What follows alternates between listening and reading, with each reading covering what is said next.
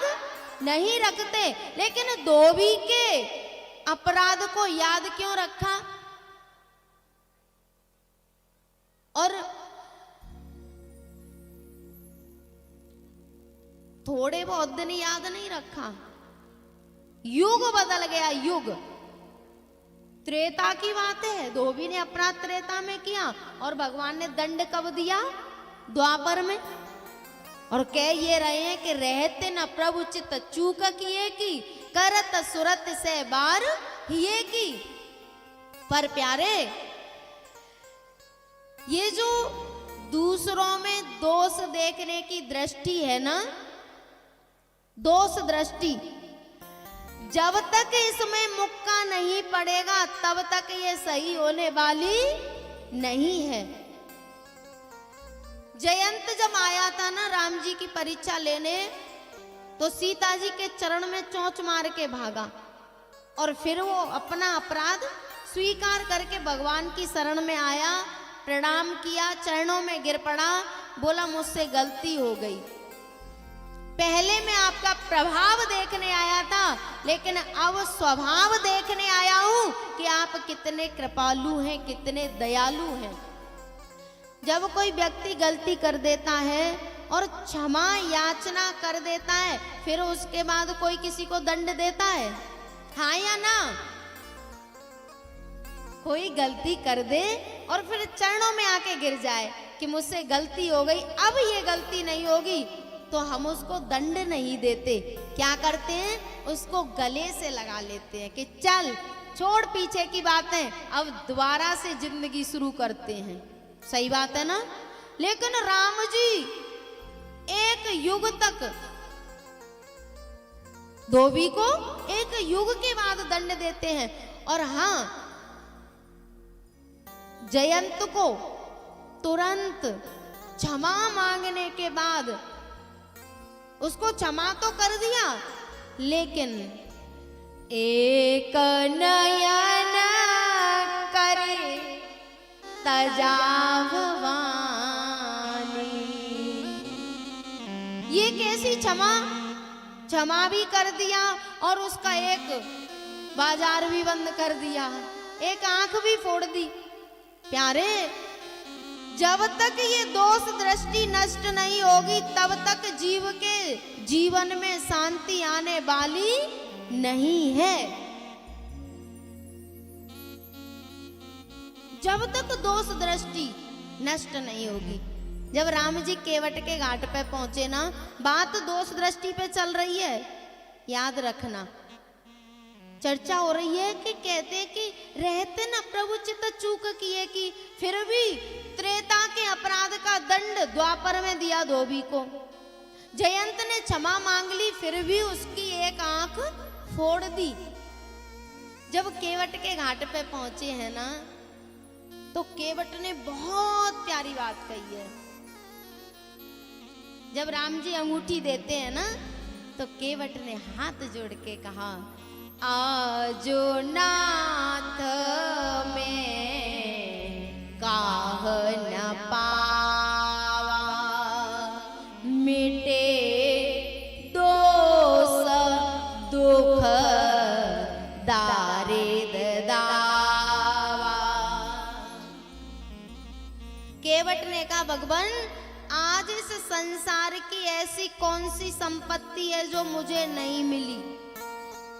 राम जी ने कहा, मैंने तो तुझे कुछ भी नहीं दिया, अंगूठी दे रहा हूं, उसको भी तू लेने से इनकार कर रहा है। तब उसने कहा, भगवान आपके दर्शन से, आपके चरणामृत से मेरे दोष नष्ट हो गए हैं, मेरी दोष देखने की दृष्टि नष्ट हो गई है, और जहां पर दोष दृष्टि होती है वहीं दुख रहते हैं। हम अपने सुख से सुखी नहीं है, अपने दुख से दुखी नहीं है, दूसरे के सुख से दुखी हैं। आज मैं अपने कमरे में बैठी, जहां पे मैं रुकी थी लॉज में, तो मैं अपने कमरे में बैठी चिंतन कर रही, तो वहां पर पास में ही दो व्यक्ति बात कर रहे, जोर जोर से बातें कर रहे। तो एक कह रहा, किसी तीसरे व्यक्ति का नाम लेके बोले उन दोनों भाइयों में बहुत जोर से लड़ाई हो रही है। दूसरे ने कहा क्यों? बोले दोनों अलग अलग रहते हैं, बंटवारा हो गया है। तो एक भाई दूसरे भाई से शिकायत कर रहा है, बोले तूने अच्छा घर ले लिया है, तू इस समय रहता है तो तेरे जीवन में कोई कष्ट नहीं है, और मुझे बेकार घर दे दिया है, मेरे जीवन में बहुत सारे कष्ट हैं। एक भाई दूसरे पे क्लेम कर रहा है इस बात का कि तेरे जीवन में कष्ट नहीं है, मेरे जीवन में कष्ट है। अब सही बात ये है कि कष्ट तो दोनों के जीवन में नहीं है, लेकिन जो दोष दृष्टि रखता है उसे अपने भाई के सुख में भी दोष दृष्टि के कारण अपना दुख महसूस हो रहा है। वैसे भाई का काम ये नहीं है, भाई का काम है कि मेरा भाई सुखी है तो मैं पहले सुखी हूं। जिनकी दोष दृष्टि नहीं होती वो दूसरों के सुख को महसूस करके ही सुखी रहते हैं कि बढ़िया है भैया, मेरा परिवार सुखी है, समृद्ध है, तो मैं भी खुश हूं। और वो दुखी किस बात से है कि मेरे जीवन में तो कष्ट है पर तेरे जीवन में कष्ट नहीं है। और कष्ट कहाँ रहते हैं? कष्ट रहते हैं जहां पर दोष है वहीं पर दुख है। दोष और दुख दोनों भैया भैया हैं। केवट ने कहा मिटे दोष दुख। जब दोष दृष्टि नष्ट हो गई आपके दर्शन से तो दुख भी नष्ट हो गया। मिटे दोष दुख दारिद दावा। चार शब्दों में कितना बड़ा रहस्य छिपा पड़ा है। पढ़ने को तो हम पढ़ लेते हैं, आज नाथ में काह न पावा, मिटे दोष दुख दारिद दावा। और जब मानस का अखंड रामायण का पाठ होता है तो आधे शब्दों को तो खा जाते हैं, यही नहीं पता कि कहना क्या है। लेकिन केवट ने कितनी प्यारी बात कही है, दोष दुख दारिद दावा।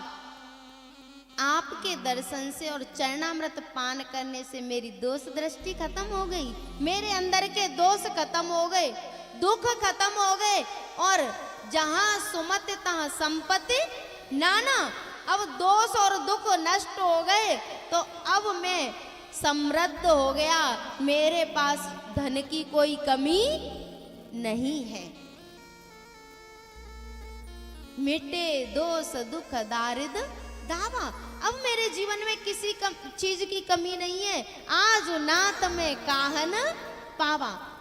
प्यारे, संपत्ति चाहे जितनी बनी रहे, लेकिन यदि दूसरों के सुख को देखकर अंदर ईर्ष्या की आग जल जाती है तो कभी शांति मिलने वाली नहीं है।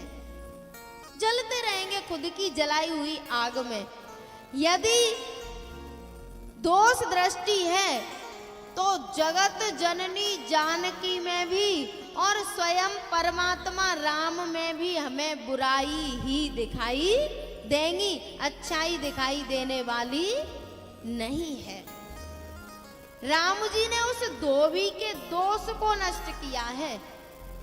उनको पता था कि जब तक मेरा मुक्का नहीं पड़ेगा तब तक इसके दोष नष्ट होने वाले नहीं है। एक मुक्का मारा और धोबी का गोविंदाय नमो नमः कर दिया। बोल बंसी वारे की, बोल राधा रानी